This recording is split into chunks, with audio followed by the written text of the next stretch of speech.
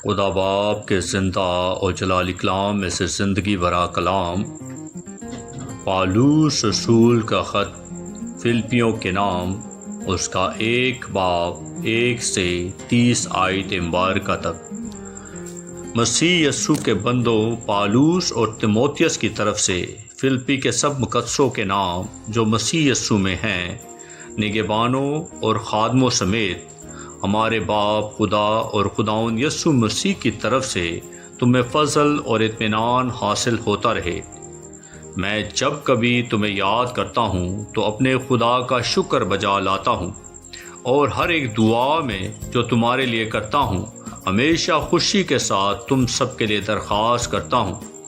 اس لیے تم اول روز سے لے کر آج تک خوشخبری کے پھیلانے میں شریک رہے ہو، اور مجھے اس بات کا بھروسہ ہے کہ جس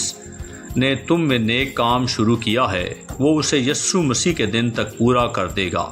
چنانچہ واجب ہے کہ میں تم سب کی بابت ایسا ہی خیال کروں، کیونکہ تم میرے دل میں رہتے ہو اور میری قید اور خوشخبری کی جواب دہی اور ثبوت میں تم سب میرے ساتھ فضل میں شریک ہو۔ خدا میرا گواہ ہے کہ میں مسیح یسوع کی سی الفت کر کے تم سب کا مشتاق ہوں، اور یہ دعا کرتا ہوں کہ تمہاری محبت علم اور ہر طرح کی تمیز کے ساتھ اور بھی زیادہ ہوتی جائے، تاکہ عمدہ باتوں کو پسند کر سکوں، اور مسیح کے دن تک صاف دل رہو اور ٹھوکر نہ کھاؤ، اور راست بازی کے پھل سے جو مسیح یسوع کے سبب سے ہے بھرے رہو، تاکہ خدا کا جلال ظاہر ہو اور اس کی ستائش کی جائے۔ اور اے بھائیو، میں چاہتا ہوں کہ تم جان لو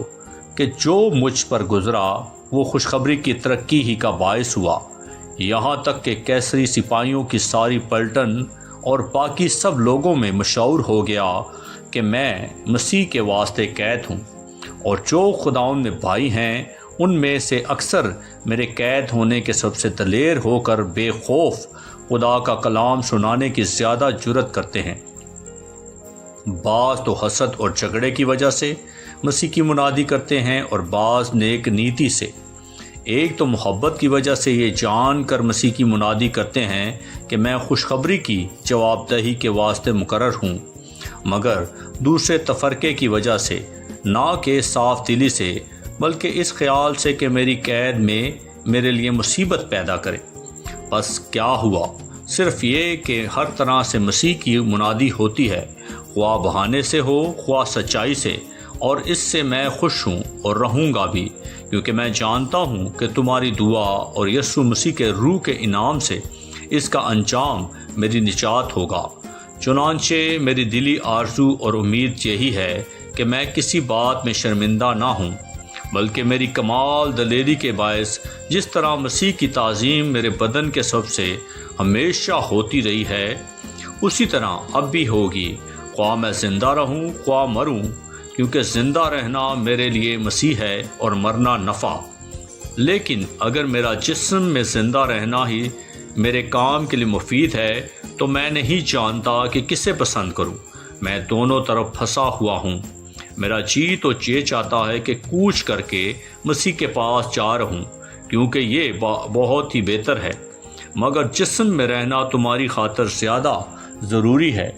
اور چونکہ مجھے اس کا یقین ہے اس لیے میں جانتا ہوں کہ زندہ رہوں گا، بلکہ تم سب کے ساتھ رہوں گا، تاکہ تم ایمان میں ترقی کرو اور اس میں خوش رہو، اور جو تمہیں مجھ پر فخر ہے وہ میرے پھر تمہارے پاس آنے سے مسیح یسوع میں زیادہ ہو جائے۔ صرف یہ کرو کہ تمہارا چال چلن مسیح کی خوشخبری کے موافق رہے، تاکہ خواہ میں آؤں اور تمہیں دیکھوں خواہ نہ آؤں تمہارا حال سنوں، کہ تم ایک روح میں قائم ہو اور انجیل کے ایمان کے لیے ایک جان ہو کر جافشانی کرتے ہو، اور کسی بات میں مخالفوں سے دہشت نہیں کھاتے۔ یہ ان کے لیے ہلاکت کا صاف نشان ہے، لیکن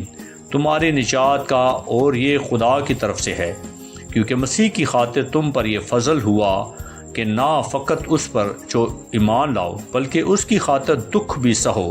اور تم اسی طرح جافشانی کرتے ہو جس طرح مجھے کرتے